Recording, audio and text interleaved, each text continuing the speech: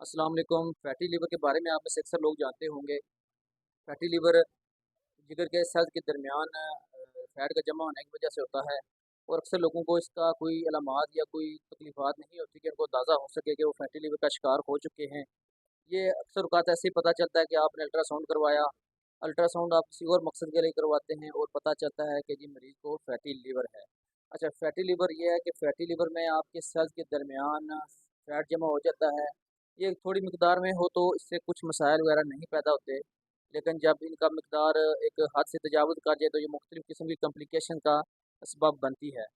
अच्छा, जिगर जो है वो एक कमियाई अवामल का समझ लें कि हब है।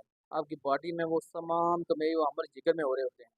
और जब आपके जिगर में फैट जमा हो जाता है तो जिगर के सेल्स में सोजिश होती है और उनके ऊपर एक खिंड जैसे ज़ख्म पर खिंड होता है, वो खिंड पैदा हो जाता है। इसकी वजह से जिगर की सलाहियत काम करने की जो है मामलात उसके वो ख़राब हो जाते हैं। वो अपना फंक्शनिंग जो है प्रॉपर्ली नहीं कर सकता और आप मुख्तलिफ़ मसाइल का शिकार होना शुरू हो जाते हैं।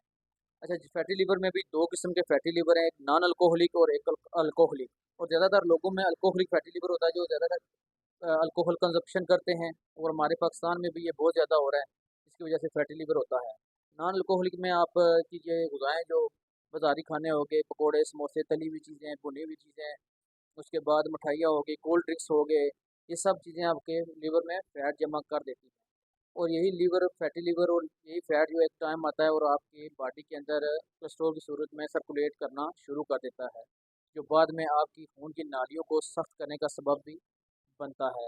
अच्छा, फैटी लिवर होने के बाद आपको अपनी रोज़मर्रा की रूटीन भी चेंज करने की ज़रूरत है, लेकिन उससे पहले ये बताता चलूँ कि एक लिमिट आती है कि आपका फैटी लिवर इस हद तक ख़राब हो चुका होता है, मुतासर हो चुका होता है कि उसके रिवर्स के चांस नहीं होते, तब सवाए लिवर ट्रांसप्लांट के कोई चारा नहीं। लेकिन उससे पहले इसके 3-4 स्टेप्स हैं, फर्स्ट ग्रेड, सेकंड और थर्ड ग्रेड। फर्स्ट और सेकंड ग्रेड में आप थोड़ी-सी मेहनत, थोड़ी-सी एक्सरसाइज़ और थोड़ी-सी परहेज़ से ही इसको रिकवर कर सकते हैं।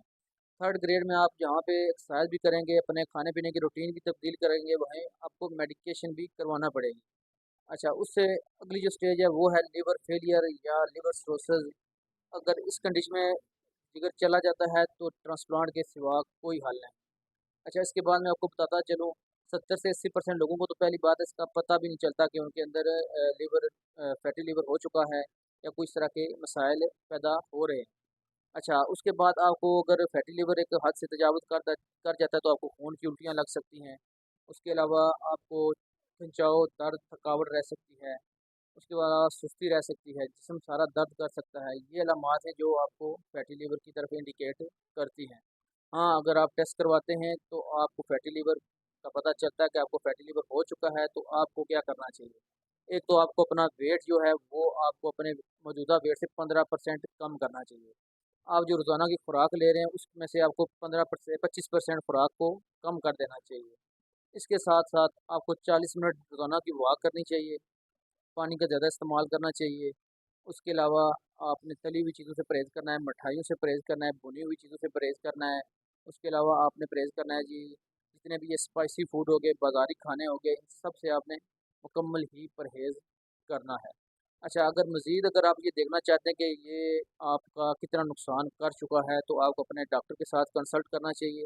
वो आपका इसके हवाले से फाइब्रो स्कैन करवा सकता है, एलएफटी करवा लेगा, एसजीपीटी करवा लेगा, एसजीओटी करवा लेगा, जीटीए गामा करवाएगा। इसमें आपकी लिवर का जो नुकसान हो चुका है कि लिवर कितना डैमेज हो गया है, ये आपका इन टेस्ट के ज़रिए से पता चल सकता है।